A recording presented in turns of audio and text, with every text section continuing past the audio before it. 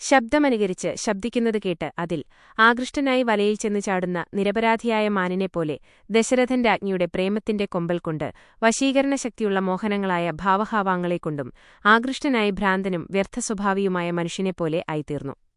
അവളുടെ കരങ്ങൾ തന്റെ കരങ്ങളിലമർത്തിക്കൊണ്ട് അദ്ദേഹം ഗൗരവപൂർവ്വം പ്രതിജ്ഞ ചെയ്തു.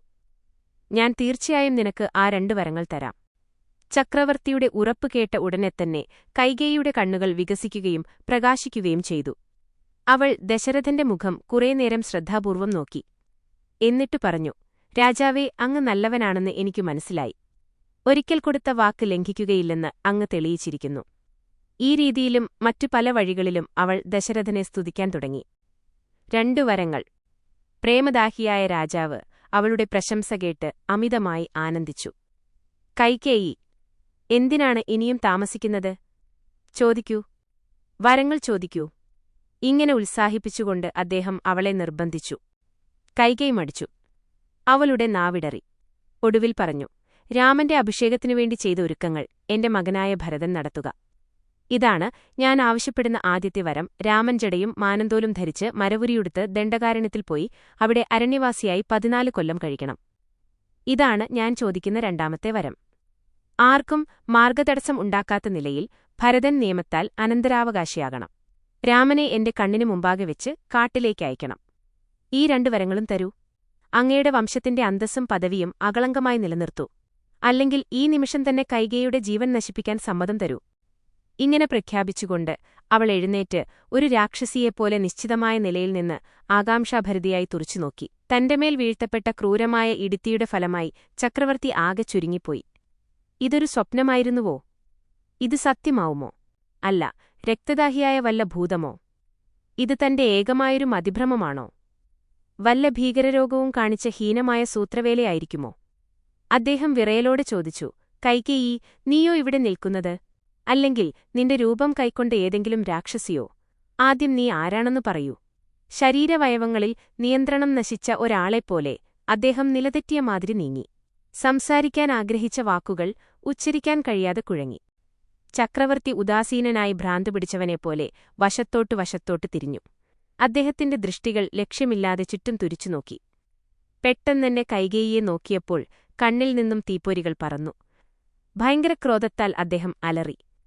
ദുഷ്ടേ, എന്താണ് സത്യത്തിൽ നിന്റെ ലക്ഷ്യം? രാജവംശത്തെ മുഴുവൻ പിഴുതുകളയാനോ? എന്റെ പ്രിയപുത്രൻ രാമൻ നിനക്കെന്തു ദ്രോഹമാണ് ചെയ്തത്? അവൻ സ്വന്തം അമ്മയെ സ്നേഹിക്കുന്നതിനേക്കാളേറെ നിന്നെ സ്നേഹിക്കുന്നു. എന്റെ രാമനെ അന്ധകാരമയ കൊടുങ്കാട്ടിലേക്ക് അയക്കുന്നതിനെക്കുറിച്ച് നിനക്കെങ്ങനെ ചിന്തിക്കാൻ കഴിഞ്ഞു? ഞാനിതുവരെ നിന്നെ ഒരു രാജകുമാരിയായിട്ടാണ് മനസ്സിലാക്കിയിരുന്നത്. ഇപ്പോൾ കൊടിയ വിഷമുള്ള മുർബൻ പാമ്പാണെന്ന് ഞാൻ കാണുന്നു.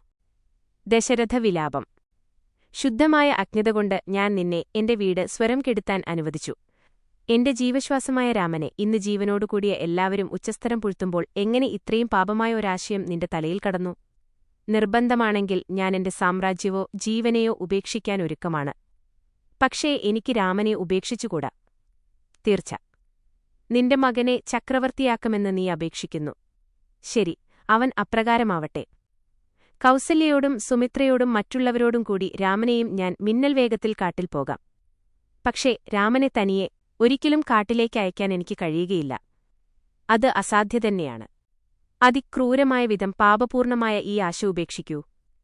കൈകേയി, എന്നോട് തുറന്നു പറയൂ. ഈ സംഗതികൾ സംഭവിക്കണമെന്ന് നീ സത്യത്തിൽ ആഗ്രഹിക്കുന്നുണ്ടോ? അല്ലെങ്കിൽ നിന്റെ പുത്രനായ ഭരതനോട് എനിക്ക് സ്നേഹവാത്സല്യങ്ങളുണ്ടോ എന്ന് കണ്ടുപിടിക്കാനുള്ള തന്ത്രമാണോ ഇത്? അങ്ങനെയാണെങ്കിൽ നിനക്ക് ഭരതനെ യുവരാജാവായി വാഴിക്കാൻ ആവശ്യപ്പെടാവുന്നതാണ്. എന്നാൽ രാമനെ കാട്ടിലേക്ക് നാടുകടത്തണമെന്നാവശ്യപ്പെടുന്നതിൽ യാതൊരർത്ഥവുമില്ല. അങ്ങനെ ഒരാഗ്രഹം വെച്ചുപൊറുക്കുകയോ ലഘുവായെങ്കിലും പ്രകാശിപ്പിക്കുകയോ ചെയ്യരുത്. കൈകേയി, രാമൻ ആദ്യമായി പിറന്ന പുത്രനാണ്. എല്ലാ നന്മകളുടെയും ഗുണങ്ങളുടെയും ഇരിപ്പിടമാണ്. അവന്റെ ഭരണകാലം ഏറ്റവും പ്രഭാവമുള്ളതായിരിക്കും. അത്തരം സുവർണ സ്വപ്നങ്ങൾ എന്നൊക്കെ നീ പലപ്പോഴും എന്നോട് പറഞ്ഞിട്ടുണ്ട്. എന്നാൽ ഇപ്പോൾ അതേ രാമനെ കാട്ടിലേക്ക് അയക്കണമെന്നാണ് നിന്റെ ആവശ്യം. ഈ അപേക്ഷയുടെ അർത്ഥമെന്താണ്? നീ എന്നോട് തമാശ പറയുകയാണോ? ഇതൊക്കെ ഒരു തമാശയാണെങ്കിൽ ഈ തപ്പത്തിലിടൽ എന്തിനാണ്? എന്തിന് കല്ലുപോലെയുള്ള കടുപ്പമുള്ള നിലത്തു കിടന്നുരുളുന്നോ? തമാശകൾക്കുമൊരതിര്. അതിർ കവിഞ്ഞാൽ അത് ദയനീയമാംവിധം ക്രൂരമായിരിക്കും. തമാശയെന്ന നിലയ്ക്കുപോലും എനിക്ക് ഈ ആശയം പൊറുപ്പിച്ചുകൂടാ. എനിക്കൊരിക്കലും രാമനിൽ നിന്നും വേർപെടുക സാധ്യമല്ല. കൈകേയി, നീ ഇക്കാലമത്രയും ഒരു ബുദ്ധിയുള്ളവളായിട്ടാണ് പെരുമാറിയിട്ടുള്ളത്. എന്നാൽ ഇപ്പോൾ നിന്റെ ബുദ്ധി കുടിലവും ദുഷ്ടവുമായിരിക്കെയാണ്. അത്തരം അപമഞ്ചാരങ്ങൾ എപ്പോഴും ആത്മനാശീകരണത്തിന്റെ അഗ്രഗാമികളായിരിക്കും. ശിഷ്ടന്മാരെ ദ്രോഹിക്കുന്നത് ശ്ലോലാപാപമാണ്. തീർച്ചയായും ശിഷ്ടന്മാരെ ഈ തന്ത്രങ്ങൾ ഒരിക്കലും ബാധിക്കുകയില്ല. ദുഷ്ടന്മാരുടെ കുടിലതന്ത്രങ്ങൾ ശിഷ്ടന്മാരുടെ കീർത്തിയും പ്രഭവവും വർദ്ധിപ്പിക്കുകയേയുള്ളൂ. അവ ശിഷ്ടന്മാർക്ക് ദുസ്സഹമായി തോന്നുകയേയുള്ളൂ. ഇക്ഷ്വാകുവംശത്തിന്റെ അനർത്ഥത്തിനായിട്ടാണ് നിന്റെ ദുഷ്ടപദ്ധതികളെന്നു തോന്നുന്നു. കാരണം ഈ നിമിഷം വരെ നീ ഒട്ടും തന്നെ ഇഷ്ടമായ വാക്കു പറയുകയോ അശുഭകരമായ പ്രവർത്തനത്തെപ്പറ്റി ചിന്തിക്കുകയോ ഉണ്ടായിട്ടില്ല. ഇന്നിത്തരം കാര്യങ്ങൾ ആവശ്യപ്പെടുന്ന നീ അതേ നീ തന്നെയാണോ എന്ന് വിശ്വസിക്കാൻ എനിക്കു കഴിയുന്നില്ല. കൈകേയി, നീ ഇക്കാലമത്രയും ധാർമ്മിക നിയമങ്ങളുടെയും വാക്കിന്റെയും പ്രവർത്തനത്തിന്റെയും വഴി ഈശ്വരാനുഗ്രഹം നേടുവാൻ നീ വളരെ ഉത്കണ്ഠയുള്ളവളായിരുന്നുവല്ലോ. ആ അധർമ്മദീതി ഇപ്പോൾ എവിടെപ്പോയി? നിന്നെ ധർമ്മനിഷ്ഠയുടെ പാതയിൽ തന്നെ നിർത്തിയിരുന്ന ആ ഈശ്വരഭക്തി നീ എന്തു ചെയ്തു? രാമനെ 14 വർഷം കാട്ടിലേക്ക് അയക്കണമെന്ന ആവശ്യം കൊണ്ട് എന്ത് ലാഭമാണ് നീ പ്രതീക്ഷിക്കുന്നത്? പുതുതായി വികസിച്ച് ഒരു പുഷ്പത്തിന്റെ ദളം പോലെ മൃദുലവുമാണ് അവന്റെ ശരീരം. കാഴ്ചയ്ക്ക് വളരെ രമണീയസുന്ദരനാണ് രാമൻ. രാമൻ അത്രയും ആകർഷണീയമായ സൗന്ദര്യമുള്ളവനാണ്. അവൻ അസഹ്യമായ കഠിനവേദന അനുഭവിക്കുന്നതിൽ നിനക്കെന്താണ് ലാഭം? ഈ രാജധാനിയിൽ അനേകായിരം പരിചാരകന്മാരും ദാസിമാരുമുണ്ട്. അവരിൽ ആർക്കെങ്കിലും അവന്റെ നേരെ വിരൽ ചൂണ്ടി ഏതെങ്കിലും തരത്തിൽ അവൻ അപരാധിയാണെന്ന് പറയാൻ കഴിയുമോ? ശരി, നമ്മുടെ രാജധാനി പോകട്ടെ, നമ്മുടെ തലസ്ഥാന നഗരിയിൽ നിന്നും അവനെ കുറ്റപ്പെടുത്തുന്ന ഏതെങ്കിലും ഒരാളെ കൊണ്ടുവരാമോ? ഏതെങ്കിലും ഒരാളുടെ പേരു പറയാൻ നിനക്കാവുമോ? രാമൻ ദുരിതമനുഭവിക്കുന്ന പലരെയും കണ്ടുപിടിച്ച് അവർക്ക് സമ്മാനങ്ങളും ധനവും നൽകി പരിരക്ഷിച്ചിട്ടുണ്ട്. അത്തരംകാരോട് വലിയ പരിഗണന കാണിച്ചിട്ടുമുണ്ട്. വീടില്ലാത്ത പലരെയും കണ്ട് അവൻ അവർക്കൊക്കെ വീട് സൗകര്യപ്പെടുത്തി കൊടുത്തിട്ടുണ്ട്. തന്റെ സ്നേഹം കൊണ്ടും ശ്രദ്ധ കൊണ്ടും അവൻ സർവരുടെയും പ്രീതി സമ്പാദിച്ചിട്ടുണ്ട്. അങ്ങനെയുള്ള സ്നേഹിക്കപ്പെടാൻ മാത്രം യോഗ്യനായ ഒരു പുത്രന്റെ നേരെ നീ വിദ്വേഷമുള്ളവളായിരിക്കുക എന്നത് എന്നെ ഉന്മനയാക്കി കളഞ്ഞിരിക്കുന്നു. നിന്റെ പൈശാചികമായ അപരിഷ്കൃതത്വത്തെ വിവരിക്കുവാൻ എനിക്ക് വാക്കുകൾ കിട്ടുന്നില്ല. തങ്ങളുടെ പ്രജകളെ ചൂഷണം ചെയ്ത് സ്വാർത്ഥതാൽപര്യങ്ങളുടെ പരിപോഷണത്തിനുവേണ്ടി മാത്രം പ്രവർത്തിക്കുന്ന അനേകം ആളുകളുണ്ട്. അത്തരം രാക്ഷസന്മാരുടെ എണ്ണം കൂടിവരികയാണ്. ഒരു പക്ഷേ പ്രായത്തിന്റെയോ പണ്ട് നീ ചെയ്ത പാപങ്ങളുടെയോ ഫലമായിരിക്കണം ദരിദ്രരോടും ദുരിതം അനുഭവിക്കുന്നവരോടും ചെയ്യുന്ന തെറ്റുകൾ അവസാനിപ്പിക്കുകയും അവരുടെ പുരോഗതിക്ക് പ്രോത്സാഹനം നൽകുകയും ചെയ്യുന്നവരും അവരുടെ പ്രയാസങ്ങളെയും പ്രശ്നങ്ങളെയും നേരിട്ടന്വേഷിച്ച് അവർക്ക് സമാശ്വാസം നൽകുന്നവരുമായ സജ്ജനങ്ങൾ നിന്റെ ദൃഷ്ടിയിൽ നാടുകടത്തലിനും ശിക്ഷയ്ക്കും അർഹരാവുന്ന ദുർജനങ്ങളായിത്തീരുന്നത്. സാമ്രാജ്യത്തിലെ ഓരോരുത്തരും രാമന്റെ ഗുണങ്ങളെ വർണ്ണിക്കുന്നതിൽ അത്യന്തം ഇഷ്ടപ്പെടുന്നു. അവന്റെ നന്മയെ ആവർത്തിച്ചു പറയുന്നതിൽ ആനന്ദം കൊള്ളുകയും ചെയ്യുന്നു. പാടങ്ങളിൽ പണിയെടുത്തു ക്ഷീണിക്കുമ്പോൾ കൃഷിക്കാരും തൊഴിലാളികളും സ്വന്തം ജോലിയുടെ ക്ലേശം ലഘൂകരിക്കുന്നതിനായി രാമനെയും അവന്റെ വശീകരണ ശക്തികളെയും സംബന്ധിച്ച പാട്ടുകൾ പാടുന്നു. ഞാനറിഞ്ഞപ്പോൾ ആനന്ദം നിറഞ്ഞവനായി. ഇത്രയും ദയാലുവായ ഒരു വ്യക്തിയുടെ മേൽ ഈ തീവ്രവേദന അനുഭവിപ്പിക്കുന്നത് അനുകൂലിക്കാൻ എന്റെ ഹൃദയത്തിനെങ്ങനെ കഴിയും? ഇന്ന് സായംഭത്തിൽ മഹർഷിമാർ, ഗുരുജനങ്ങൾ, മന്ത്രിമാർ, പൗരപ്രമുഖർ, പണ്ഡിതന്മാർ, രാജ്യതന്ത്രപ്രവീണന്മാർ എന്നിവരടങ്ങിയ ഒരു സദസ്സിന്റെ സമക്ഷം രാമന്റെ അഭിപ്രായം വെച്ചപ്പോൾ അവരിലൊരാളും തന്നെ അസംതൃപ്തിയുടെയോ അഭിപ്രായവ്യത്യാസത്തിന്റെയോ സ്വരമുയർത്തിയില്ല. അതിനുപകരം എണ്ണമറ്റ മാർഗ്ഗങ്ങളിൽ രാമനെ പുകഴ്ത്തുകയാണുണ്ടായത്. കഴിഞ്ഞ അനേകം ജന്മങ്ങൾ തങ്ങൾ നേടിക്കൂട്ടിവെച്ച സുകൃതത്തിന്റെ ഫലമായിട്ടാണ് തങ്ങൾക്കിപ്പോൾ ഇന്ദ്രിയ നിഗ്രഹം സാധിച്ചവനും നിസ്വാർത്ഥ പ്രവർത്തനത്തിന്റെയും ബുദ്ധിപൂർവമായ നിസ്സംഗതയുടെയും സത്യത്തോടുള്ള നിസ്സങ്കോചമായ ഭക്തിയുടെയും മൂർത്തിമദ്ഭാവമായ ഒരു ആധ്യാത്മിക വീരനെ അനന്തരാവകാശിയും അധിനായകനുമായി ലഭിക്കാൻ കഴിഞ്ഞതെന്ന് അവർ പ്രഖ്യാപിച്ചു. അവർക്കുണ്ടായ ആനന്ദം തുടർന്നുണ്ടായ ജയജയാരവങ്ങളാൽ അവർ സൂചിപ്പിച്ചു. എന്റെ സ്നേഹനിധിയെ, എന്റെ ജനങ്ങളുടെ ഈ പ്രേമഭാജനത്തെയോ നീ കാട്ടിലേക്കയക്കാൻ കാംക്ഷിക്കുന്നത്? നീ എന്തു പറഞ്ഞാലും ഇത് തീർച്ചയാണ്. ഞാനെന്റെ രാമനെ കാട്ടിലേക്കയക്കുകയില്ല. ഇതുകൂടി കേൾക്കൂ. രാമന്റെ അഭിഷേകം നാളെ നടക്കും. അത് ഒഴിവാക്കാൻ ചെയ്യാൻ നിവൃത്തിയില്ല. പരുക്കനായ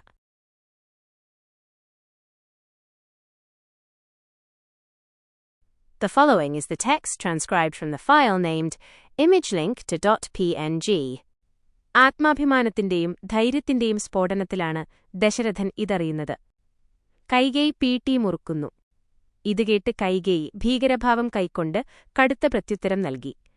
രാജാവെ ഓർക്കൂ, അല്പനിമിഷങ്ങൾക്കു മുമ്പ് പല സത്യങ്ങളും ചെയ്ത അങ്ങ് ഞാനാവശ്യപ്പെട്ട വരങ്ങൾ തരാമെന്ന് വാഗ്ദത്തം ചെയ്തു. എന്നാൽ ഇപ്പോൾ അതിൽ നിന്നും പിറകോട്ടു പോവുകയാണോ? ഇപ്പോൾ ഇക്ഷ്വാകുവംശത്തിന്റെ പ്രഭാവം ആരാണ് പൊടിയിലേക്ക് വലിച്ചിഴയ്ക്കുന്നത്? അങ്ങോ? ഞാനോ? ഇതിനെപ്പറ്റി വാക്കുമാറില്ലെന്നത് ആ വംശത്തിന്റെ അഭിമാനമാണ്. ആ സൽപ്പേരിപ്പോൾ അങ്ങ് മലനമാക്കുകയാണ്. സാധ്യതാസാധ്യതകളെപ്പറ്റി ചിന്തിക്കാതെ അങ്ങ് ആവശ്യപ്പെട്ട വരങ്ങൾ വീഴ്ച വരുത്താതെ തരാമെന്ന് പ്രതിജ്ഞ ചെയ്തു. വല്ല തെറ്റുമുണ്ടെങ്കിൽ അത് അങ്ങയുടേതാണ്, എന്റേതല്ല. ആദ്യം അങ്ങ് എനിക്ക് വരങ്ങൾ തന്നു, പിന്നെ അവ ഇന്ന് തരാമെന്നു പറഞ്ഞു. ഇതിനെപ്പറ്റി വാക്കുമാറ്റി പറയുന്നത് അങ്ങ് തന്നെയാണ്. അങ്ങ് അന്നും ഇന്നും തന്ന വാക്കുകൾ അങ്ങ് തന്നെ നിഷേധിക്കുമ്പോൾ അങ്ങയുടെ മാനം, അങ്ങയുടെ അന്തസ്സ്, അങ്ങയുടെ സ്ഥാനം എന്നിവ മറക്കരുത്. ദുർബലന്മാരെ ദ്രോഹിക്കുന്നതും അപമാനിക്കുന്നതും ഒരിക്കൽ ഗൗരവപൂർവ്വം നൽകിയ വാക്കിനെതിരായി പ്രവർത്തിക്കുന്നതും ഭരണാധികാരികളുടെ പതിവായിരിക്കാം. പക്ഷേ അതിന് ആത്മാഭിമാനം വളർത്തുവാനാവുകയില്ല. വാഗ്ദത്തം ലംഘിക്കുന്നവരും വനിതകളെ വഞ്ചിക്കുന്നവരും സാർവഭൗമന്മാരല്ല, അപരിഷ്കൃതരായ കാടന്മാരാണ്. ഭരണാധിപന്മാർ ഈ കിരാതത്തിലേക്ക് വഴുതി വീഴുമ്പോൾ പ്രജകൾ സ്വഭാവേന അമർഷം കാണിക്കും, വിപ്ലവം ഉണ്ടാക്കുകയും ചെയ്യും. രാജഭരണം രാക്ഷസഭരണം ആയിത്തീരും. ഇക്കാലമത്രയും അങ്ങ് മാനവും പ്രശസ്തിയും നേടുവാൻ യത്നിച്ചിട്ടുണ്ട്. ഒരു വലിയ അളവോളം അത് സാധിക്കുകയും ചെയ്തിരിക്കുന്നു. ഇപ്പോൾ വാഗ്ദത്തലംഘനം കൊണ്ടുള്ള ദുഷ്കീർത്തി അങ്ങയുടെ തലയിലാണുള്ളത്, എന്റെ തലയിലല്ല. പഴയ രാജാക്കന്മാരുടെ ജീവിതങ്ങൾ ഓർത്തുനോക്കൂ. ചെയ്ത സത്യങ്ങൾക്കും പ്രതിജ്ഞകൾക്കും എതിരായി പ്രവർത്തിക്കാതിരിക്കാൻ ശ്രദ്ധിക്കൂ. നല്ലപോലെ ചിന്തിച്ചു നോക്കൂ. അതിനിന്ദ്യമായ ദുർമാർഗത്തിൽ കൂടിയാണ് അങ്ങ് പോഷ്ചരിക്കുന്നത്. സൂക്ഷിക്കൂ. അങ്ങ് നീങ്ങുന്നത് ധർമ്മങ്ങളുടെ അനുശാസനങ്ങൾക്കെതിരായിട്ടാണ്. അങ്ങ് ബുദ്ധിമാനാണെന്ന പേര് നേടിയിട്ടുണ്ട്. പക്ഷേ ആ പേരിനനുസരിച്ച് ബുദ്ധി അങ്ങേക്കുണ്ടായിരുന്നെങ്കിൽ അങ്ങ് വാഗ്ദത്തം ചെയ്യുന്നതിനു മുമ്പായി എനിക്കാവശ്യമുള്ള വരങ്ങളെ സ്വഭാവം പൂർണ്ണമായി അറിയേണ്ടതായിരുന്നു. അങ്ങ് മുമ്പ് നോക്കിയില്ല. എന്റെ വാക്കുകൾ കേട്ടപ്പോൾ മന്ത്രബദ്ധനെപ്പോലെ അങ്ങ് വരങ്ങൾ തരാമെന്ന് വാക്കുതന്നു. എന്നാൽ ഇപ്പോൾ ആ വാഗ്ദത്തം നിറവേറ്റാനായി ആവശ്യപ്പെടുമ്പോൾ അങ്ങെന്നെ കുറ്റപ്പെടുത്തുകയാണ്. ഇതിൽ അങ്ങേക്ക് എത്ര ഗൗരവപൂർവമായ തെറ്റാണ് പറ്റിയിരിക്കുന്നത്. അങ്ങ് വലിയ വിഡ്ഢിയാണെന്ന് സ്വയം പ്രഖ്യാപിക്കുന്നു.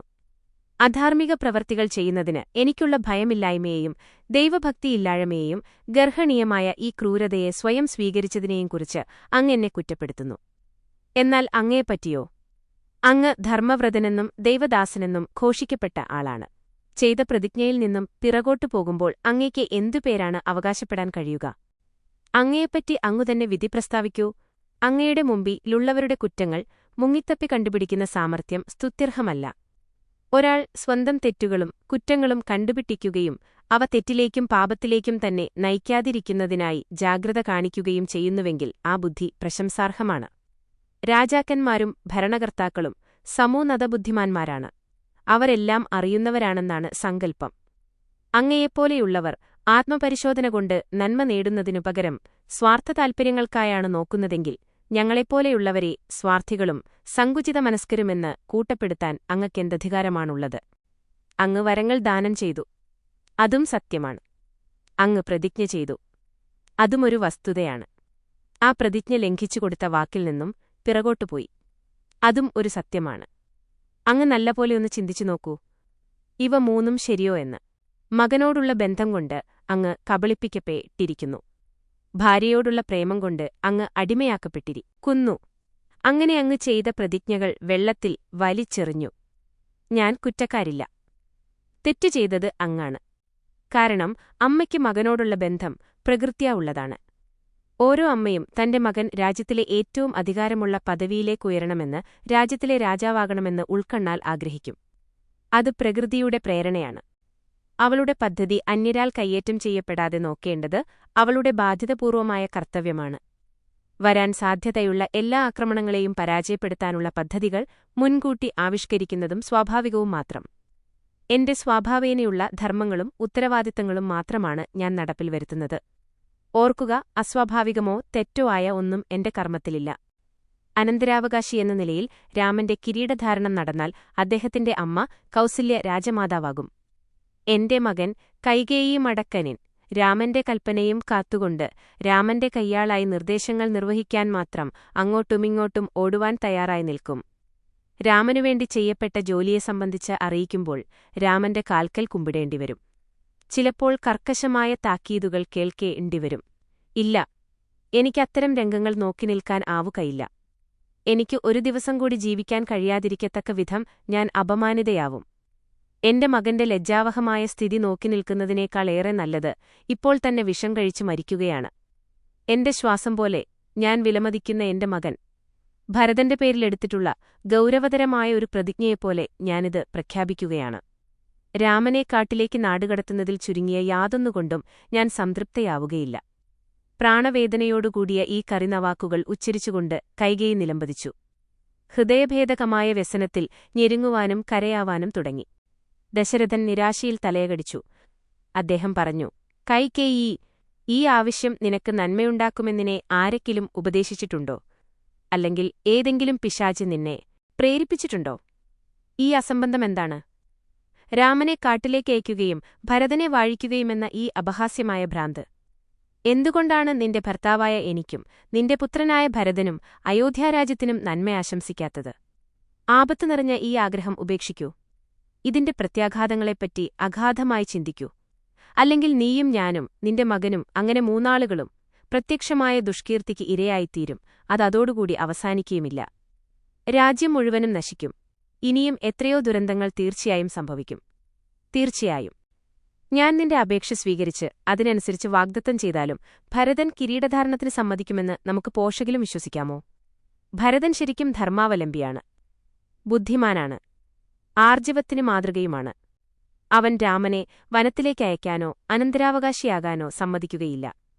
അവൻ മാത്രമല്ല, മന്ത്രിമാർ, രാജസ്തുതിപാഠകന്മാർ, സാമന്തരാജാക്കന്മാർ, സഭ്യശക്തികൾ, മഹർഷിമാർ, സാധാരണക്കാർ, നാഗരികന്മാർ ഇവർ ഓരോരുത്തരും നിന്റെ ആഗ്രഹത്തെ എതിർക്കും. ഇത്രയുമധികം ആളുകൾ അസന്തുഷ്ടരാകുമ്പോൾ നിനക്കെങ്ങനെ സന്തുഷ്ടയാവാൻ കഴിയും? നീ ഉത്തരവാദിയാകുന്ന ഈ അവസ്ഥയെപ്പറ്റി ഒന്നാലോചിച്ചു നോക്കൂ. ഇന്ന് വൈകുന്നേരം നടന്ന പൗരമഹായോഗത്തിൽ രാമനെ യുവരാജാവായി അഭിഷേകം ചെയ്യാനുള്ള തീരുമാനം ഞാൻ അറിയിച്ചു. ഗുരുജനങ്ങളും മഹർഷിമാരും അത് അംഗീകരിച്ചു. അവരുടെ തീരുമാനം ഏകകണ്ഠമായിരുന്നു. ആ തീരുമാനത്തിനെതിരായി ഞാൻ പ്രവർത്തിച്ചാൽ പടക്കളത്തിൽ നിന്നും ശത്രുവിനെ കണ്ട് പേടിച്ച് പിറകോട്ടുടിപ്പോകുന്ന ഒരു ഭീരുവിനെപ്പോലെ കരുതപ്പെടും. അഭിഷേകത്തിനുള്ള എല്ലാ ഒരുക്കങ്ങളും പൂർത്തിയായി കഴിഞ്ഞു. ഉത്സവത്തെപ്പറ്റി എല്ലാവരെയും അറിയിച്ചു കഴിഞ്ഞു. ജനങ്ങൾ നഗരം അലങ്കരിച്ചുരയ്ക്കാൻ ആരംഭിച്ചിരിക്കുന്നു. പ്രതീക്ഷിതമായ ആനന്ദത്തിൽ പ്രശോധിച്ചുകൊണ്ടുള്ള മുഖവുമായി സന്തുഷ്ടമായ പുരുഷാരം വീഥികളിലെല്ലാം നിറഞ്ഞു. ഈ ഘട്ടത്തിൽ ഞാൻ രാമനെ കാട്ടിലേക്ക് അയച്ചാൽ ജനങ്ങളിങ്ങനെ പറഞ്ഞുകൊണ്ട് എന്നെ പരിഹസിക്കുകയില്ലേ? എന്ത്, ഈ മനുഷ്യൻ 3 അധ്യായങ്ങൾ പൂർത്തിയാക്കി ഇരിക്കുന്നു. പട്ടാഭിഷേകം, രാജ്യഭരണം, നാടുകടത്തൽ ഇതെല്ലാം ഒരൊറ്റ രാത്രിയിൽ ജനങ്ങളുടെ സമ്മേളനത്തിൽ ഞാൻ ചെയ്ത ഈ പരസ്യമായ പ്രഖ്യാപനത്തിന്റെ ശേഷം എന്റെ ഈ പ്രവർത്തനം ഏത് രീതിയിൽ വിശദീകരിച്ചു കൊടുക്കാനാണ് എനിക്ക് കഴിയുക? തങ്ങളുടെ രാജാവ് ഇങ്ങനെയൊരു മഹാവിഡ്ഢിയാണെന്ന് തോന്നി ജനങ്ങൾ എത്ര കഠിനമായി എന്നിൽ കുറ്റാരോപണം നടത്തും. ഞാൻ എത്രകാലം അവരെ ഭരിച്ചിട്ടു ധർമ്മത്തെ സ്ഥിരമായി അവലംബിക്കുന്നയാളെന്നും ഉത്കൃഷ്ടഗുണങ്ങളുടെ മൂർത്തിമത്തുമെന്നും അവരിൽ നിന്നും നേടിയിട്ടുണ്ട്. എന്നാൽ ഇപ്പോൾ ഇത്രയും തരംതാഴുന്ന സ്വഭാവത്തിലേക്ക് നിബദിച്ച ഒരു വിഡ്ഢിയെന്ന് പരിഹസിക്കപ്പെടുന്ന ആ അപമാനം എനിക്കെങ്ങനെ സഹിക്കാൻ കഴിയും? താൻ അവളുടെ ആഗ്രഹപ്രകാരം പ്രവർത്തിക്കുകയാണെങ്കിൽ തന്റെ സൽപ്പേരിനും നിഷ്കളങ്ക യശസ്സിനും കഠിനമായി ഉണ്ടാക്കാവുന്ന ആഘാതത്തെ അനുസ്മരിച്ചുകൊണ്ട് ദശരഥൻ വികാരനിർഭരമായ സ്വരത്തിൽ സംസാരിച്ചു. പക്ഷേ കൈകേയൊരു സംഹാരരാക്ഷസിയായി രൂപാന്തരം പ്രാപിച്ചിരുന്നു. ദശരഥന്റെ വാദഗതികളെ ചപ്പുവഴിയാണെന്നുപോലും അവൾ കൽപ്പിച്ചില്ല. അവൾ ഒരു നാണയത്തിന്റെ വില പോലും അവൾ ഒട്ടും തന്നെ പിൻവലിക്കാനോ കൂട്ടാക്കിയില്ല. അതിനുപകരം കൈകേയി തന്റെ പിടി ഓരോ നിമിഷവും മുറുക്കി. അവളുടെ അത്യാഗ്രഹം കൂടുതൽ ശക്തിമത്തായി. മഹാരാജാവിന്റെ അഭ്യർത്ഥനകൾക്ക് നേരെ വിപരീതമായി അവൾ സംസാരിച്ചു. പ്രതിജ്ഞാലംഘനത്തെക്കുറിച്ച് മാത്രം അവൾ ഭീഷണമായി സംസാരിച്ചു. അതുകൊണ്ട് ദശരഥൻ പറഞ്ഞു, കൈകേയി, രാമൻ കാട്ടിൽ പോകുകയെന്നത് സംഭവിക്കുകയാണെങ്കിൽ ഒരു നിമിഷത്തേക്ക് പോലും എനിക്ക് പിന്നെ ജീവിക്കാൻ കഴിയുകയില്ല. കൗസല്യയ്ക്ക് എന്ത് സംഭവിക്കുമെന്ന് ഞാൻ നിന്നോട് പറയേണ്ട ആവശ്യവുമില്ല. ആ നിമിഷത്തിൽ തന്നെ അവൾ അവസാനശ്വാസം വലിക്കും. സീതയോ, അവൾക്ക് മാരകമായ കേശതമുണ്ടാകും. രാമനിൽ നിന്ന് വിട്ട് അരനിമിഷം പോലും ജീവിക്കാൻ ജാനകിക്ക് സാധ്യമാവുകയില്ല. ജനങ്ങൾ ഇതെല്ലാം സമചിത്തതയോടെ നോക്കിക്കാണുമോ? ജ്ഞാനത്തിന്റെ ഉത്തമ മാതൃകയും മഹാവീരനുമായ രാമൻ വനത്തിലേക്ക് നാടുകടത്തപ്പെടുമ്പോൾ ലക്ഷ്മണൻ അനങ്ങാതിരിക്കാൻ കഴിയുമോ? എന്തിനധികം പറയുന്നു, അതൊരു നിമിഷം ലക്ഷ്മണൻ ദേഹത്യാഗം ചെയ്യും. ഇതാണ് നഗ്നമായ യാഥാർത്ഥ്യം. അങ്ങനെ നമ്മുടെ രാജ്യത്തിന് എത്ര ആകസ്മിക വിപത്തുകളും അത്യാഹിതങ്ങളും സഹിക്കേണ്ടിവരും. ഈ ദുരന്തങ്ങളുടെ ശ്രേണിയെപ്പറ്റി നീ ബോധവതിയാണല്ലോ. പക്ഷേ തുറന്ന കണ്ണുകളോടെ ഒരു വിധവയുടെ ഭാഗം നേടുവാൻ വേണ്ടി നീ എന്തിനാണിങ്ങനെ പരിശ്രമിക്കുന്നത് എന്നെനിക്ക് മനസ്സിലാകുന്നില്ല. ഹാ ദുഷ്ടേ, ദുരാത്മാവേ, ഞാൻ നിന്റെ ചന്തം കൊണ്ട് വഞ്ചിക്കപ്പെട്ടു. ഒരു സ്വർണവാളാൽ ആകൃഷ്ടനായിരിക്കെ അതേ വാളുകൊണ്ട് സ്വന്തം കഴുത്തുവെട്ടുന്ന പോലെയായിരുന്നു അത്. വിഷം കലർത്തിയതറിയാതെ ഞാനൊരു കപ്പ് പാൽ കുടിച്ചുപോയി. പല സുഖകരമായ സൂത്രങ്ങൾ കൊണ്ടും നീ എന്നെ ചതിച്ചു. ഒടുവിൽ എന്റെ വംശത്തെത്തന്നെ മണ്ണിലേക്ക് കൊണ്ടുപോകാൻ നീ പദ്ധതിയിട്ടിരിക്കുകയാണ്. ഓ, നാണക്കേട്! ഞാനെന്തൊരു വിഡ്ഢിയാണ്. ശാസ്ത്രോക്തമായ ഒരു യാഗം അനുഷ്ഠിച്ചതിന്റെ ശേഷം എനിക്ക് പുത്രനെ ലഭിച്ചു. ഈശ്വരകാരുണ്യമാണ് അവനെ എനിക്ക് തന്നത്. അങ്ങനെയുള്ള ഇവന്റെ ഭാഗ്യവും ഭാവിയും ഒരു സ്ത്രീ എനിക്ക് തന്ന കാശിനുകൊള്ളാത്ത സന്തോഷത്തിനുവേണ്ടി മാനക്കച്ചവടം ചെയ്യോ? ഇത് ദശരഥ ചക്രവർത്തിക്ക് യോജിച്ചതാണോ? എന്റെ രാജ്യത്തിലെ ഏറ്റവും ഹീനായ നായയും കൂടി പരിഹാസത്തിൽ എന്റെ നേരെ കല്ലെറിയുകയില്ലേ? കഷ്ടം! ഇതാണോ അവസാന നാളുകളിൽ ദശരഥന്റെ വിധി? എന്റെ സ്വന്തം കഴുത്തിൽ ഞാനൊരു സാധനം കെട്ടി. അത് എന്നെ വരിഞ്ഞു മുറുക്കി ശ്വാസം മുട്ടിക്കുന്ന കയറാണെന്ന് ഞാൻ അറിഞ്ഞില്ല. ഞാൻ ഇത്രയും കാലം പരസ്പരം ആശേഷത്തിൽ കഴിഞ്ഞതും വിനോദിച്ചതും മരണദേവതയുമായി ഒന്നിച്ചായിരുന്നുവെന്ന് ഞാനൊരിക്കലും നനച്ചിരുന്നില്ല. ഞാൻ മരണവുമായി കൊഞ്ചലും വിലാസവുമായി കഴിഞ്ഞു. അതിനെ മാറോട് ചേർത്ത് ഓമനിച്ചു. എന്റെ പ്രേമഭാജനമായും സഖിയായും കൂട്ടുകാരിയായും ഞാൻ അവളോട് പെരുമാറി. തീർച്ചയായും ഇപ്പോൾ ഇതെന്നേമേലുള്ള പാപഭാരത്തിന്റെ തിരികാലത്താണ്. അല്ലാതിരുന്നുവെങ്കിൽ ഏതെങ്കിലുമൊരിടത്ത് ഏതെങ്കിലും കാലത്ത് ഒരു സ്ത്രീയുടെ ശയനബന്ധത്തിനുവേണ്ടി തന്റെ മകനെ ഭീകരമായ വനത്തിലേക്ക് ഒരു രാജ്യഭ്രഷ്ടൻ എന്ന നിലയിൽ ഓടിച്ചുകളയുന്നുണ്ടായിരുന്നോ?